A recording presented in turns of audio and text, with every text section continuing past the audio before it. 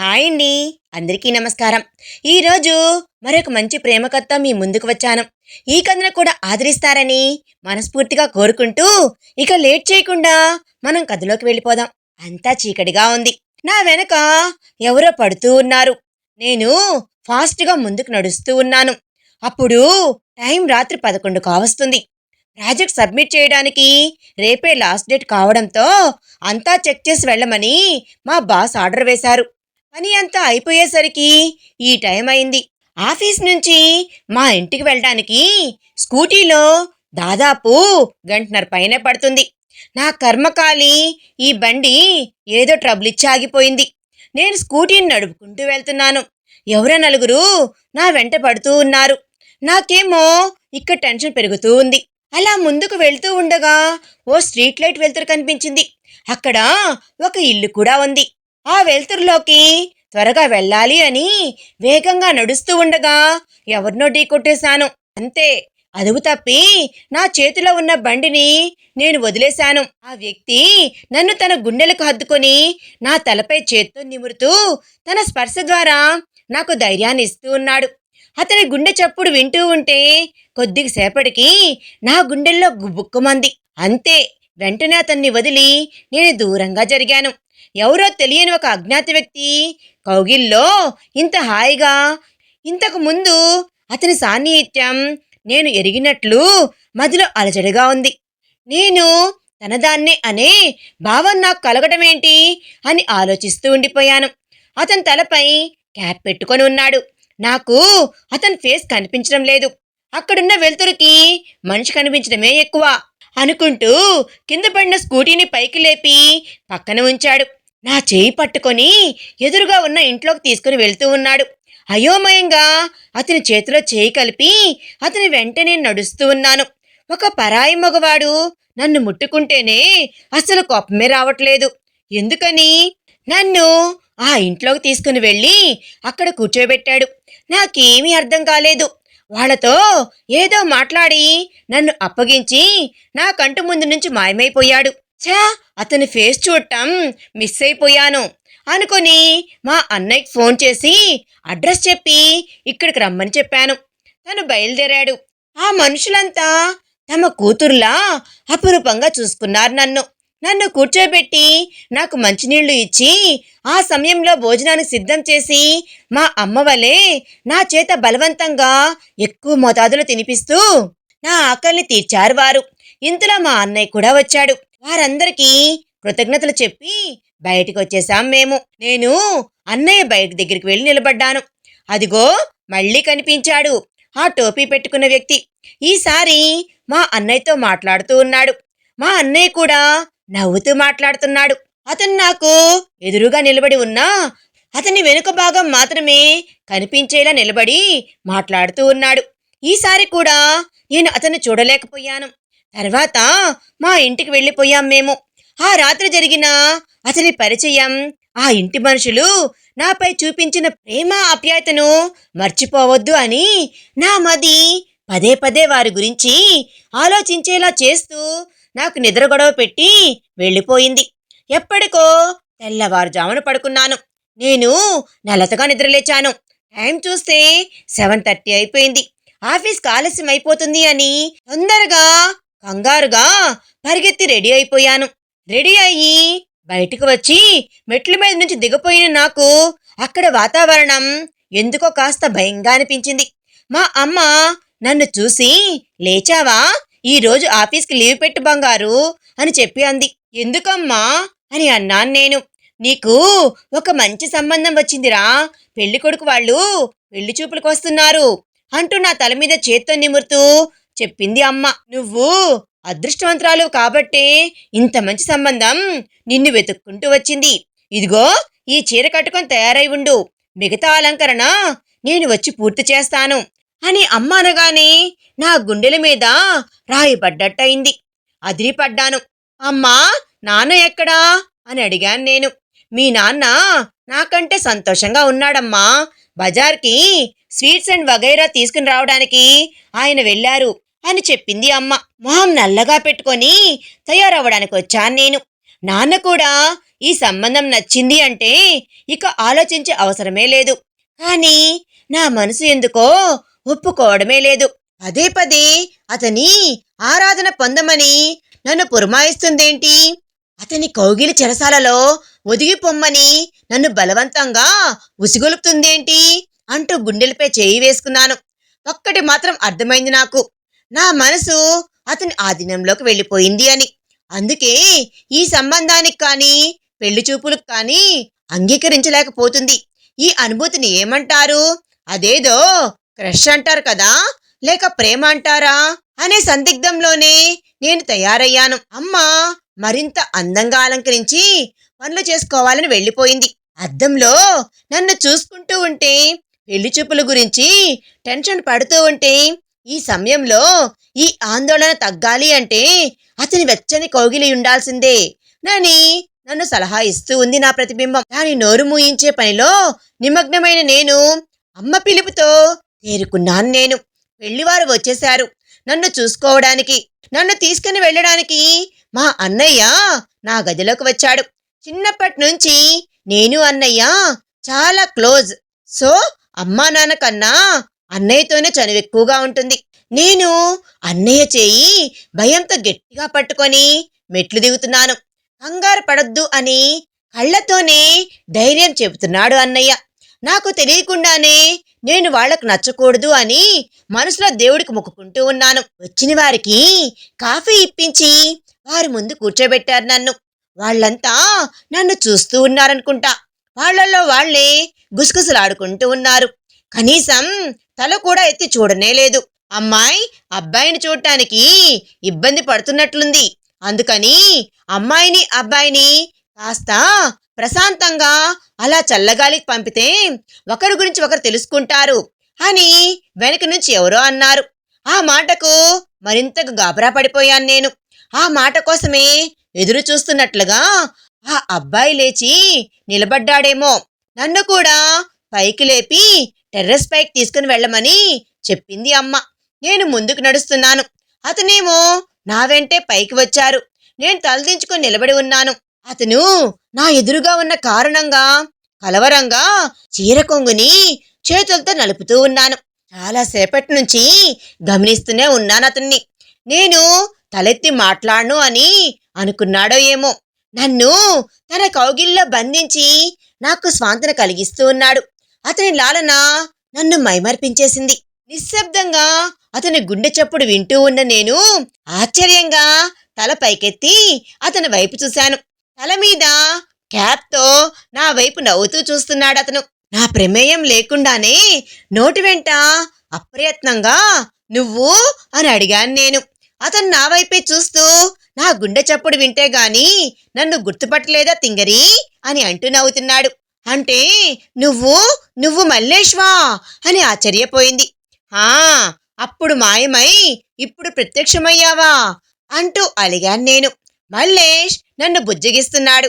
చాలా సంవత్సరాల తర్వాత తనను చూడగానే మళ్ళీ అల్లరి పిల్లగా మారిపోయాను. మీకు నా గతం తెలియదు కదూ, రండి నా గతంలోకి. మల్లేష్ నా బోరింగ్ లైఫ్లోకి ఫుల్ స్టాప్ పెట్టడానికి వచ్చిన డోరేమాన్ లాంటివాడు. నాలోని అల్లరిని నాకు కొత్తగా పరిచయం చేసిన పెద్ద ఘనుడు. అది 8th క్లాస్ చదివే రోజులు. బాగా విసుగు పుట్టించే మ్యాథ్స్ క్లాస్ వింటూ ఉంటే ఆ టైంలోనే వినిపించింది ఓ గొంతు. అప్పటికి సగం కళ్ళు మూతపడుతూ ఉండగా అటువైపు చూశాను. మే ఐ కమింగ్ మ్యామ్ అంటూ ఉత్సాహంగా ఉన్నాడు అబ్బాయి. ముఖంలో చలాకితనం, అందర్నీ ఆకర్షించగలిగే ప్రశాంతమైన మోముని చూస్తూ ఉండిపోయాను నేను. తను లోపలికి వస్తూ ఉన్నాడు. అది గవర్నమెంట్ స్కూల్ కనుక అడిగేవాడే లేడు అని మాకు కనీసం బెంచెస్ కూడా అలాట్ చేయలేదు వాళ్ళు. సో అందరం కింద కూర్చోవాల్సిందే. అలా నా పక్కన చోటు ఖాళీగా ఉందని టీచర్ కూర్చోమండంతో తను నా పక్కనకు వచ్చి కూర్చున్నాడు. Hi, I'm Mallesh. Hi Hansika అని పరిచయం చేసుకున్నారు. హాఫ్ సిలబస్ అయిపోయాక తాను జాయిన్ అయ్యాడు కాబట్టి తనకు ప్రీవియస్ నోట్స్ ఇచ్చి ఏమన్నా డౌట్స్ ఉంటే ఎక్స్ప్లెయిన్ చేస్తూ ఉండేదాన్ని. అలా మేమిద్దరం మంచి స్నేహితులమయ్యాము. రోజులు గడుస్తూ ఉన్నాయి. ఒకరోజు క్లాస్ రూమ్కి వెళ్తూ ఉండగా నన్ను సీనియర్స్ ఏడ్పించసాగారు. మల్లేష్ కూడా క్లాస్కి వస్తూ నన్ను అక్కడ చూసి నా దగ్గరికి వచ్చాడు. అప్పటికే నేను కళ్ళనీళ్లు పెట్టుకొని ఏడుస్తూ ఉన్నాను. నన్ను తన బాహుల్లో బంధించేసి ఓదారుస్తున్నాడు మల్లేష్. ఆ సమయంలో తన గుండె చాలా వేగంగా కొట్టుకుంటుంది. ఆ వయసులో ఆ ఫీలింగ్ పేరేంటో తెలియదు, కానీ నాకు చాలా బాగా నచ్చింది. పచ్చని పొలాల్లో వీచే చల్లటి పైరగాలిలో ఉండే స్వచ్ఛత అతని కౌగిల్లో నాకు దొరికింది. తన ఓదార్పు కాస్త ఊరటిచ్చేసరికి ఏడు పాపగలిగాను. నన్ను అలా చూసి కోపంగా వాళ్ళతో గొడవ దిగాడు. నేనెంత ఆపినా తను ఆగలేదు. ఆ గొడవ విస్తరించి మా హెడ్ మాస్టర్ వరకు వెళ్ళింది. ఇంకేముంది, సార్ మల్లేష్ తండ్రిని పిలిపించాడు. వాళ్ళు వచ్చాక మల్లేష్దే తప్పు అన్నట్లు క్రియేట్ చేశారు ఆ సీనియర్స్ అంతా. ఆ సీనియర్లో వాళ్ళ కొడుకు కూడా ఉన్నాడు అని పక్షపాతంతో ఇది బయటకు వస్తే తన కొడుకు ప్రవర్తన ముందుగానే తెలిసిన టీచర్స్ కూడా తన్నే సస్పెండ్ చేయండి అని అంటారు అని ఆ గొడవను కళ్ళారా చూసిన కొంతమంది విద్యార్థులు చెప్తూ ఉన్నా వినిపించుకోకుండా హెడ్ మాస్టర్ మల్లేష్ సర్టిఫికేట్ ని తన తండ్రి చేతికి ఇచ్చేసి స్కూల్ వదిలి వెళ్ళిపోమన్నాడు. ఎక్కడికి వెళ్ళినా ఊర్లో గొడవలు నెత్తి మీదకి తెచ్చుకుంటూ ఇలా స్కూల్స్ మారుతున్నాడని కోపంగా ఆయన కుటుంబంతో సహా ఆ ఊరు వదిలి వెళ్ళిపోయారు. మల్లేష్ ని నాకు దూరం చేసేశారు. ఇక ఇప్పుడు జరిగింది చూద్దాం. అలా నాకు దూరమైన నా మల్లేష్ ఇలా నా ముందుకొచ్చి నాకు దగ్గరయ్యాడు. అల్లరి చేస్తున్నా నన్నే చూస్తూ నువ్వేం మారలేదు హన్సిక అని అన్నాడు తను. పాపం తనకేం తెలుసు, తను వెళ్ళిన తర్వాత నేను మళ్ళీ అదే బోరింగ్ హన్సిక అని లైఫ్లోకి వెళ్ళిపోయాను అని. ఇదివరకు జరిగిన సంఘటన గుర్తుకు వచ్చి నవ్వుతూ, అవునే, ఎంత పెళ్లి చూపు ఇష్టం లేకపోతే మాత్రం కనీసం వచ్చిన పెళ్లి కొడుకుని కూడా చూడవా రాక్షసి అంటూ గట్టిగా నవ్వుతున్నాడు. ఏంటో మల్లేష్, రాత్రి నిన్ను కలిసినప్పటి నుంచి నా మనసు ఎందుకో ఈ పెళ్లికి అంగీకరించలేకపోతుంది అని అన్నాను. అవునా అంటూ నా గడ్డం పట్టుకొని ఇంతకీ పెళ్లి కొడుకు నచ్చాడా అని అన్నాడు తను. హా అంటూ ఆమె సిగ్గుపడింది. నన్ను దగ్గర పెట్టుకొని నురుటి మీద ముద్దు పెట్టుకున్నాడు. మేమిద్దరం నవ్వుతూ వస్తూ ఉండేసరికి మా పెద్దవాళ్ళకి విషయం అర్థమైపోయిందనుకుంటా. వాళ్ళు కూడా సంతోషంగా తాంబూలాలు పుచ్చుకున్నారు. నేను మల్లేష్ కుటుంబాన్నంతా పలకరించాను. వాళ్ళు సంతోషంగా నన్ను ఆశీర్వదించారు. పక్కనే అన్నయ్య నవ్వుతూ చూస్తున్నాడు నా వైపు. నేను అన్నయ్య దగ్గరికి వెళ్ళి, ఏంటన్నయ్యా నీకిదంతా ముందే తెలుసా అని అడిగాను. తెలుసురా బంగారం, నిన్నే మల్లేష్ చెప్పాడు. మరి నాకెందుకు చెప్పలేదు నువ్వు అని అన్నాను నేను. ముందు చెప్తే కిక్కుండదు కదా హన్సిక అని అంటూ నవ్వాడు. నాన్న పిలిచేసరికి అన్నయ్య వెళ్ళిపోయాడు. మమ్మల్నిద్దరినీ అలా వదిలేసి ఎవరి సందడిలో వారు ఉండిపోయారు. మేమిద్దరం లాన్లోకి వెళ్ళి కూర్చొని మాట్లాడుకుంటూ ఉన్నాం. అవును, వీళ్ళంతా నీ ఫ్యామిలీయేనా అని అడిగాను నేను. అవును బంగారం అని అన్నాడు. అయితే నువ్వెందుకు రాత్రి వీళ్ళ దగ్గర నన్ను వదిలి నాకు కనిపించకుండా వెళ్ళిపోయావు అని అడిగాను నేను. నన్ను చూస్తే నువ్వు గుర్తుపడతావేమో అని అలా కనిపించకుండా ఫేస్ కవర్ చేసుకొని నీతో దాగుడు మూతలాడాను అని అన్నాడు తను. అబ్బో, నిన్ను పగలు చూస్తేనే గుర్తుపట్టలేకపోయాను. అది కూడా నైట్ చూసి ఉంటే ఇంకేం గుర్తుపడతాను బాబు. ఒకవేళ గుర్తుపెట్టేస్తే ఈ సర్ప్రైజ్ మిస్ అయ్యేదాన్ని కదా అని అంటూ చిన్నగా నవ్వాడు మల్లేష్. బాబోయ్, ఆ నవ్వును చూస్తే బహుశా అబ్బాయిలు కూడా కుళ్ళుకుంటారేమో, అంత బాగుంది. చాలా మారిపోయావు మల్లేష్, చాలా పొడుగు కూడా అయ్యావు అనింది. లేకుంటే 8th ఉన్నంత హైట్ వరకు ఆగిపోమ్మంటావా ఏంటి నీలాగా అంటూ నన్ను ఏడిపిస్తూ ఉన్నాడు. మల్లేష్, నేనేమంత పొట్టి కాదు, నీ భుజాల వరకు వచ్చాను అని అన్నాను నేను. భుజాల వరకే వచ్చావు, నిన్ను ముద్దు పెట్టుకోవాలంటే ఎన్ని తంటాలు పడాలో నేను అంటూ నా బుగ్గ పట్టుకొని లాగుతున్నాడు. నేను కోపంగా చూశాను. పాపం, తను మళ్ళీ నన్ను బుజ్జగించే పనిలో పడ్డాడు. నీకో విషయం చెప్పనా, నువ్వు కోపంలో కూడా చాలా అందంగా ఉంటావు అని అన్నాడు మల్లేష్. థ్యాంక్ యూ అని అన్నాను నేను. నాకు ఇంకో డౌట్. ఏంటి అన్నాడు. నువ్వు ఎక్కడున్నావు ఇన్నేళ్ళు? సడన్ గా నా గురించి ఎలా తెలుసుకున్నావు అని అన్నాను నేను. ఇంకెక్కడా, ఈ హైదరాబాద్లోనే ఉన్నాను. ఆ రోజు ఎంత చెప్తున్నా వినిపించుకోకుండా డాడీ నన్ను తీసుకుని వచ్చి హాస్టల్లో వేసేశారు. అలా చదువుకుంటూ నాకు గ్రాడ్యుయేషన్ పూర్తయిపోయింది. అప్పట్నుంచి నీ గురించి తెలుసుకోవాలి అని చాలా చోట్ల వెతికాను. కానీ నీ అడ్రస్ ఎక్కడా దొరకలేదు. నా కోసం ఎందుకు వెతికావు అని అడిగాను నేను. ఎందుకో నీకు తెలీదా అని అన్నాడు తను. ఎందుకు అని అయోమయంగా అడిగాను. నేను ఆ రోజు నన్ను నాన్న తీసుకెళ్తున్నప్పుడు కన్నీళ్లతో నన్ను చూశావు కదా, అందుకు ఆ చూపుకి అర్థమేంటో తెలుసుకుందాము అని ఇన్నాళ్ళు వెతికాను అని అన్నాడు మల్లేష్. మరి తెలుసుకున్నావా అని అడిగాను నేను. ఆ, స్పష్టంగా అర్థమైంది. ఆ మాటలకు సిగ్గుపడుతున్న నన్ను చూస్తూ దగ్గరకు జరిగి బుగ్గపై ముద్దు పెట్టుకోబోయాడు. అతని సమీపానికి నా గుండె జల్లుమంది. చేతితో మృదువుగా తనను పక్కకు నెట్టాను. మల్లేష్ మూతి ముడుచుకొని దూరంగా జరిగి కూర్చున్నాడు. అందరూ ఉన్నారు మల్లేష్, ఎవరైనా చూస్తే ఏమనుకుంటారు అని అన్నాను నేను. ముచ్చటపడి కాబోయే భార్యను ముద్దు పెట్టుకుంటున్నాడు అనుకుంటారు అని అన్నాడు తను. పెళ్ళయ్యాక పెట్టుకోవచ్చులే అని కూడా అనుకోవచ్చేమో కదా అని అన్నాను నేను. దెయ్యమా అన్నాడు. నేను నవ్వి మళ్ళీ డౌట్ వచ్చి అతని చేతిపై వేలుతో గ్రోకుతూ ఉన్నాను. చెప్పు, ఇంకో డౌట్ వచ్చింది నాకు. రాకపోతే ఆశ్చర్యపడాలి గాని అడుగు అని అన్నాడు తను. రాత్రి మీ ఇంటికి నేను వచ్చినప్పుడు మీ ఫ్యామిలీ అంతా నేను ముందే పరిచయం ఉన్నట్లుగా అందరూ ట్రీట్ చేశారు ఏంటి నన్ను?